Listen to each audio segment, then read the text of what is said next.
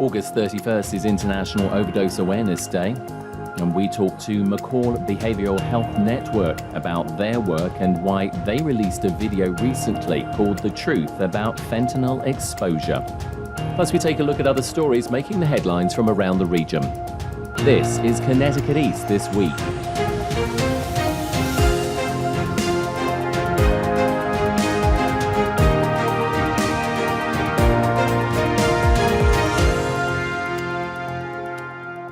Hello, I'm Brian Scott Smith. Every year, August 31st recognizes International Overdose Awareness Day around the world, and here in Connecticut, the problem of drug overdoses is always in the media spotlight. There are many services across the state providing assistance to those with a substance use disorder as well as mental health services. But misinformation about certain drugs is also circulating, and from sources we've come to rely on, like law enforcement. Recently, a video circulated social media about fentanyl, with a police officer believing they were overdosing from handling the drug during a vehicle search and calling for Narcan, which can help stop an overdose situation. So concerned about this misinformation and these types of videos, Torrington-based McCall Behavioral Health Network have produced their own video debunking the myths around fentanyl exposure, and they joined me on the podcast to talk about this important topic.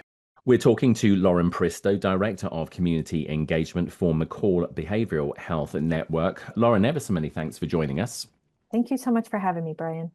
Overdose Awareness Day, recognized each year on August 31st, obviously is here again. We're talking to you specifically today about the fentanyl epidemic. We hear about this all the time. We read about it. There's been a lot of misinformation about it. I suppose the first question really is, what is fentanyl and how big an issue is it? Fentanyl is a highly potent synthetic opioid, and it has really come into play in the last decade in terms of being present in the illicit drug supply. Prior to that, and still today, it was used in many medical applications, especially for serious pain or in surgeries. But where it's really become mainstream is in the conversation of how it's showing up in the illicit drug supply. The reason that it has emerged is there's multiple layers. So it really came into play in the illicit supply as we saw a crackdown on prescription medications and then heroin. So going back to the first wave of the crisis, it began really in the 90s and 2000s when we saw a rise in prescription opioids. Then when the crackdown on prescription opioids began, we saw a shift to heroin, especially as access to those prescription opioids decreased.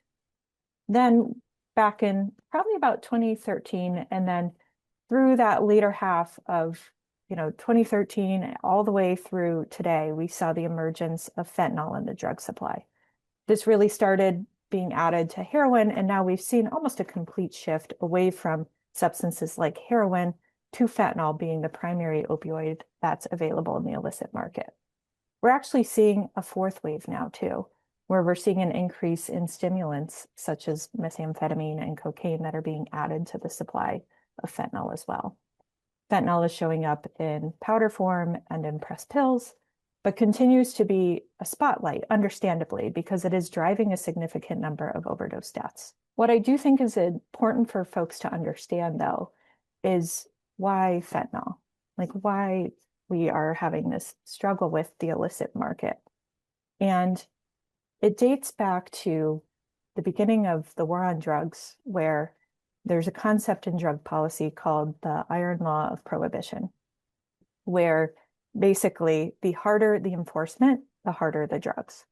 So as we focus on a chemical and increasingly drive enforcement around a chemical, we see a shift in the illicit supply to harder drugs because they tend to be stronger, easier to transport, and easier to get to the market than the original substance itself. And so we saw this with alcohol back in the prohibition in the 1920s, where access to beer and wine was restricted, not unlike what we see with other drugs today, where the discussion was how alcohol drove poor behavior. It had significant impacts on people and the morality, and So they increased enforcement and folks shifted from beer and wine to liquor with significant concentrations being manufactured in ways that were unsafe and causing adverse health consequences. Today, we're seeing that again and again, where we watched it happen with crack cocaine,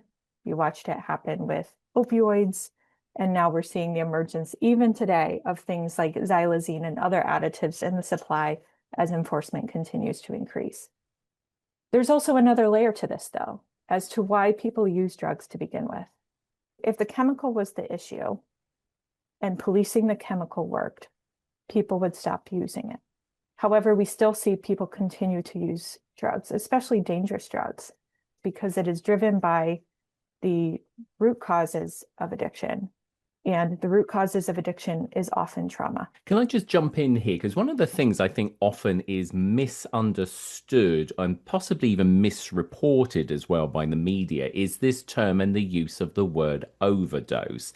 And I've reported on many matters like this in the past, and I've spoken to other experts like yourself. And what I hear is it's not necessarily overdose. It's the fact that the drug is so strong and that the person using it is not aware of what's actually in it. And it's not actually an attempt to overdose. It's the fact that it's basically poisoned drugs that are causing that person then to have obviously a reaction. Yeah, there is a narrative shifting from overdose to fentanyl poisoning. So the issue with overdose is that folks are not always deliberately setting out to overdose. However, folks with an addiction are treating unaddressed pain and underlying trauma. And so they are going to use the substance to cope with those feelings and that experience.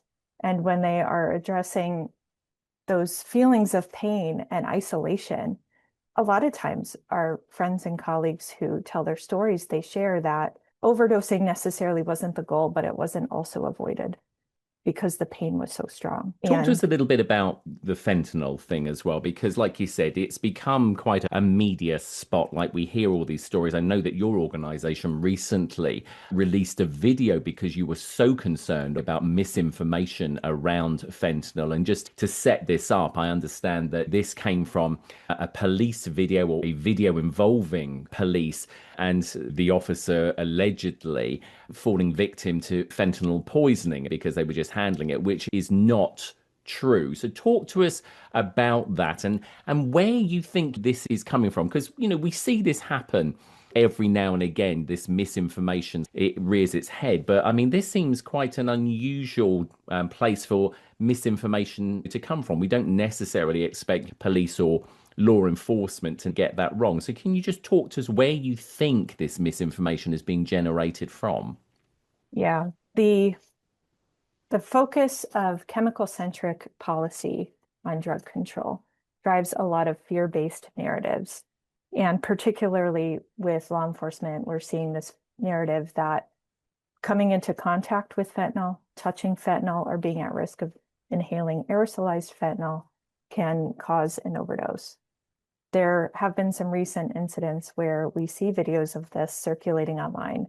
There was one at the end of July that was released where an officer believed they were exposed to fentanyl and immediately started asking for naloxone. But the symptoms were more reflective of a panic attack where there was increased respiration. There was audible panic in the officer's voice. And this happens when we focus on the chemical and treat it as a bioweapon. And when we treat chemicals like fentanyl as a bioweapon, it legitimizes the fear. It really makes folks believe that if they're responding to or aiding somebody who uses substances, that their life is at risk. It also legitimizes stigma against people who use drugs. And it further justifies, especially in the sense of law enforcement, it further justifies extreme policing measures against people who use drugs.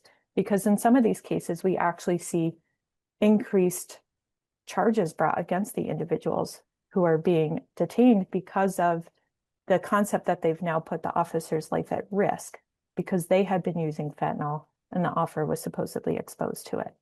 And the more that videos like this and narratives like this circulate, I think the more of these adverse outcomes for law enforcement, first responders, and community members we are going to see because they are legitimately afraid that their life is at risk. Talk to us about how big the problem is here in Connecticut. Your organization is based in the western part of the state. I mean, obviously, it is not only just a statewide, but it is a nationwide issue. But give us a sense, if you would, of what you're seeing on the ground as one of the expert organizations that is dealing with this.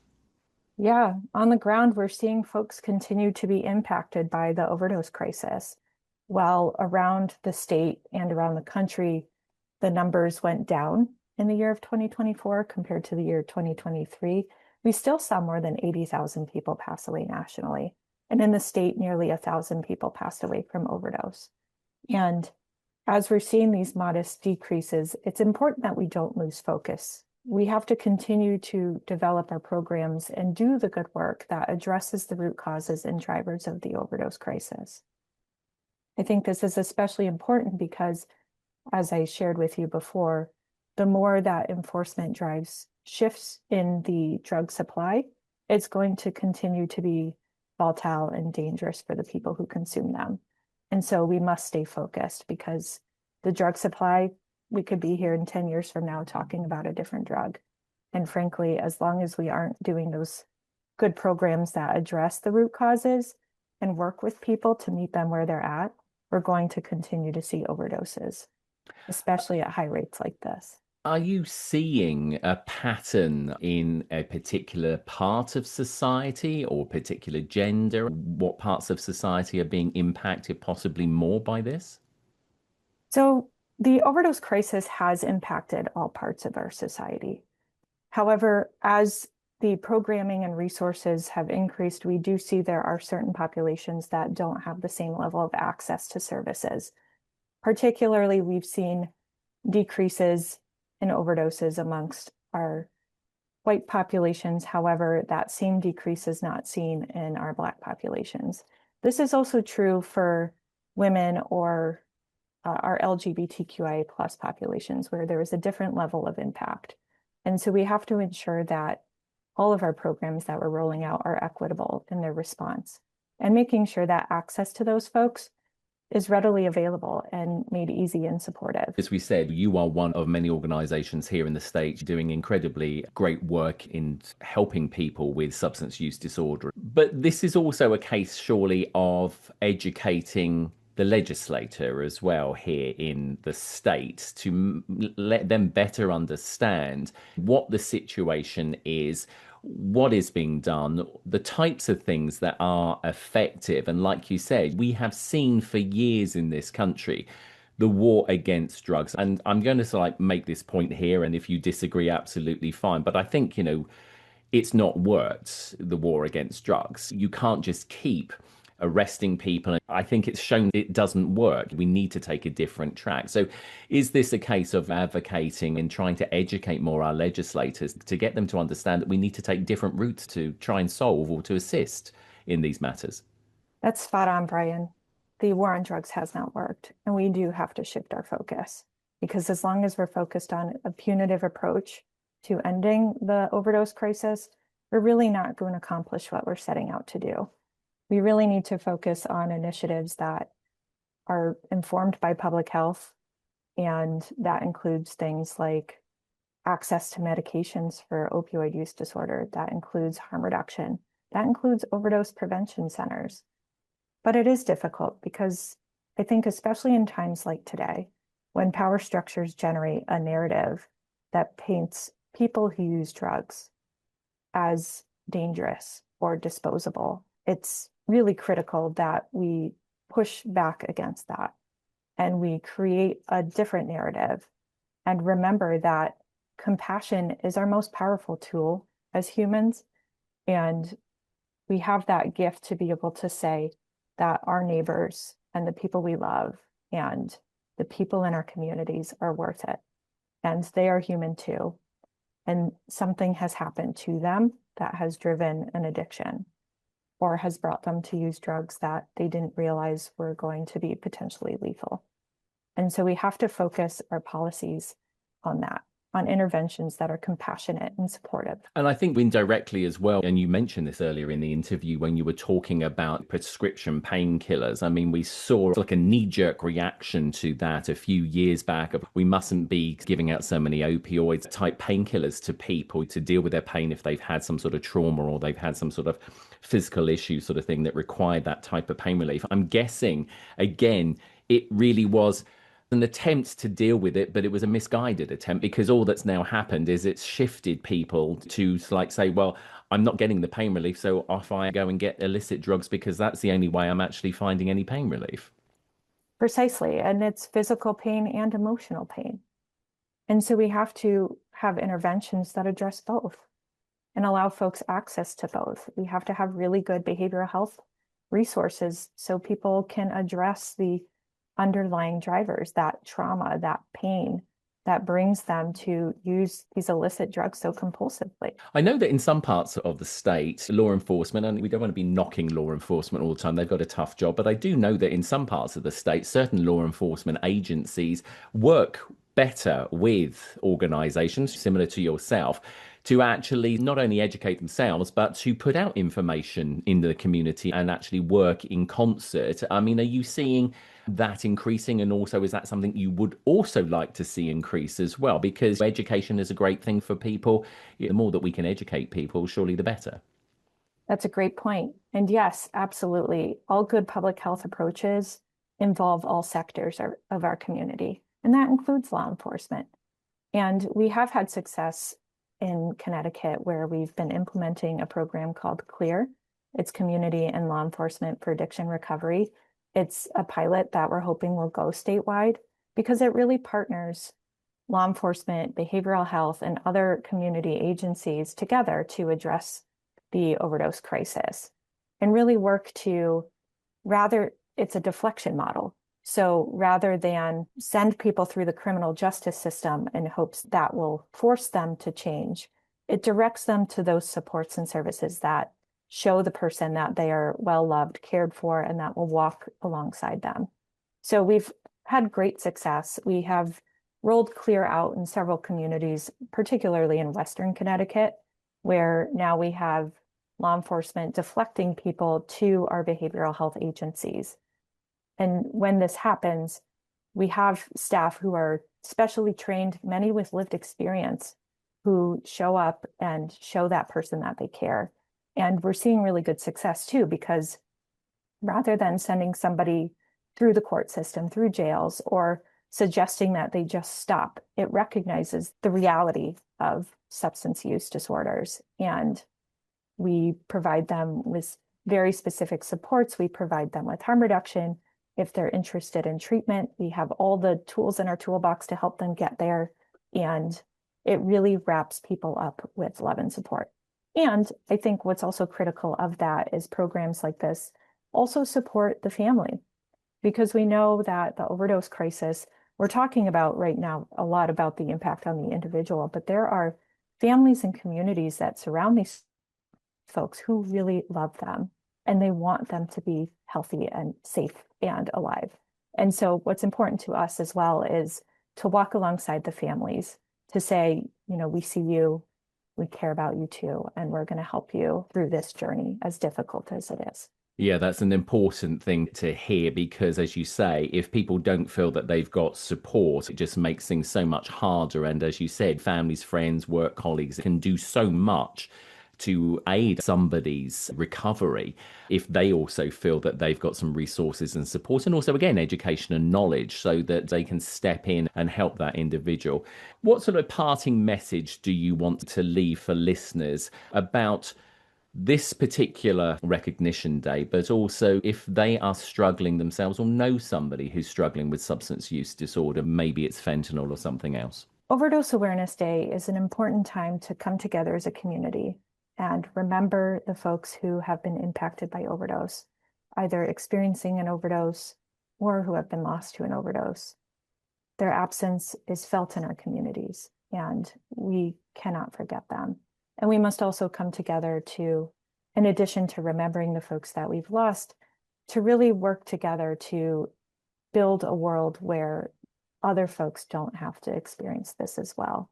because we know that people who have been lost to overdose, their lives are precious and their memories are precious. And we have to act for change. Lauren Pristow, Director of Community Engagement for the McCall Behavioral Health Network. Thank you ever so much for talking to us on this Overdose Awareness Day 2025. We thank you and everybody at your organization for the work that you continue to do, obviously for the people here in the state of Connecticut. Thanks for being on the podcast. Thank you so much for having me. And if you or someone you know is dealing with a substance use disorder and needs help and resources, then head over to McCall, that's MCCALLBHN.org. Or if you need help closer to where you live, then contact Connecticut's 211 service at 211ct.org.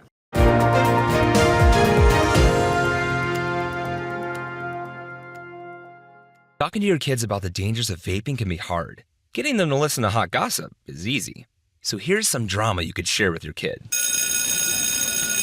Dude, did you hear about Cassie and Jake? No, but did you hear that vaping can cause irreversible lung damage and nicotine affects brain development? Nuh-uh.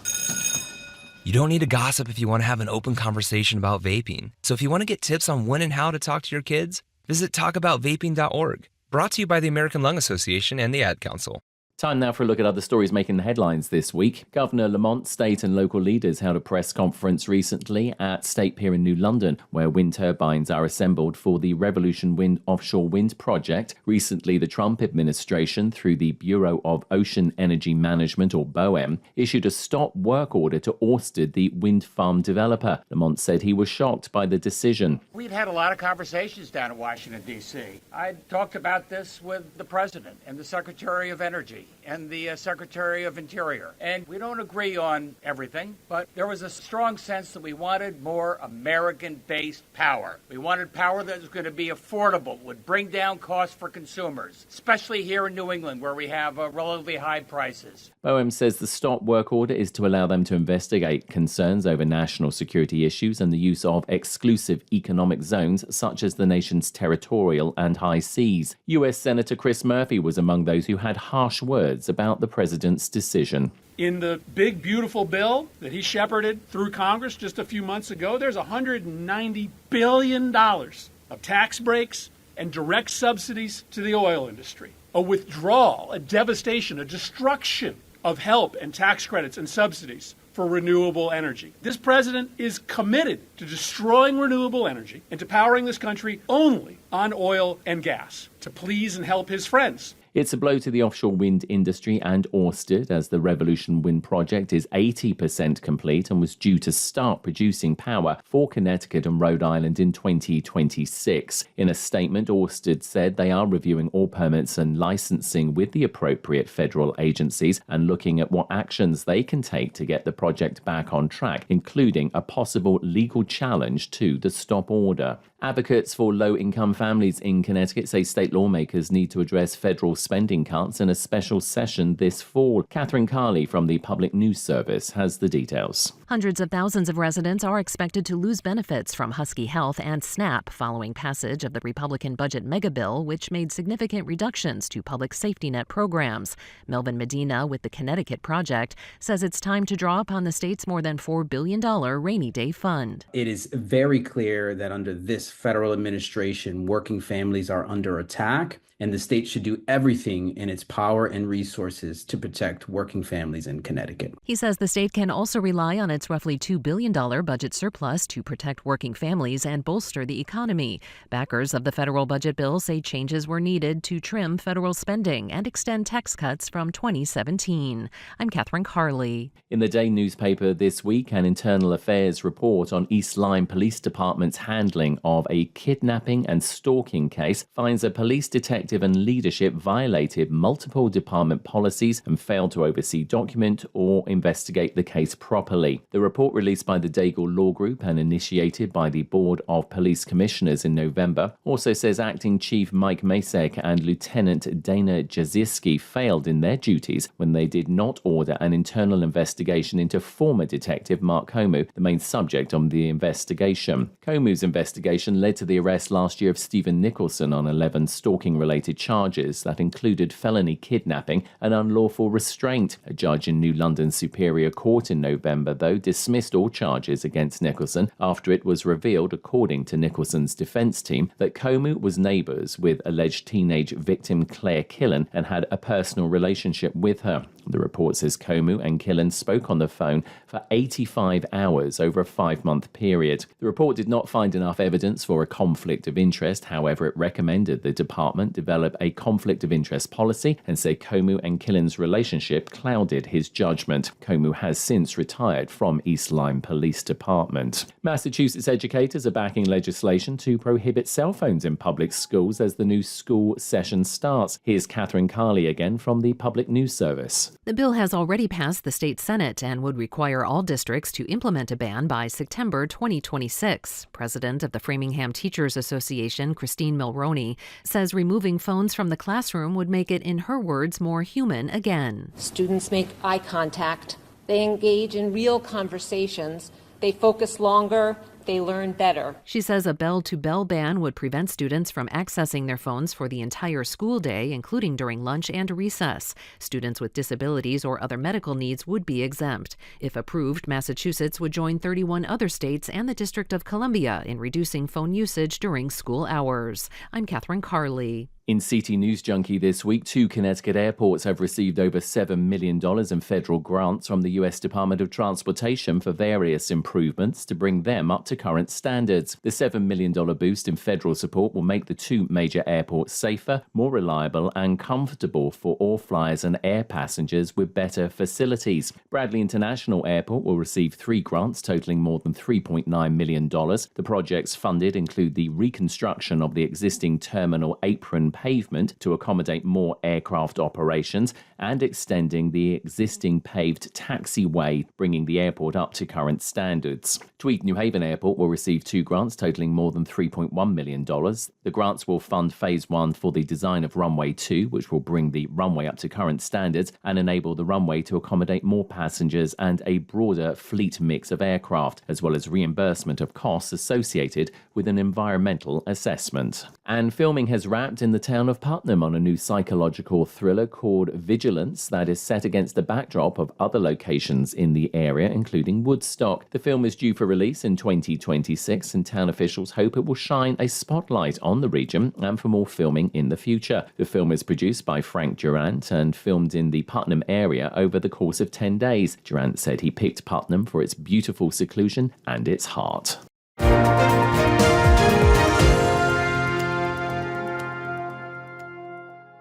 That's all from us for this edition. Do send us your questions and story ideas to the show via our website at connecticut-east.com or Facebook or Twitter at Connecticut East and on Instagram at Connecticut East This Week.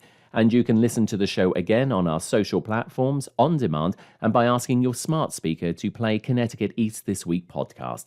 And please like, follow, and share on your social media too. I'm Brian Scott Smith. Thank you for listening.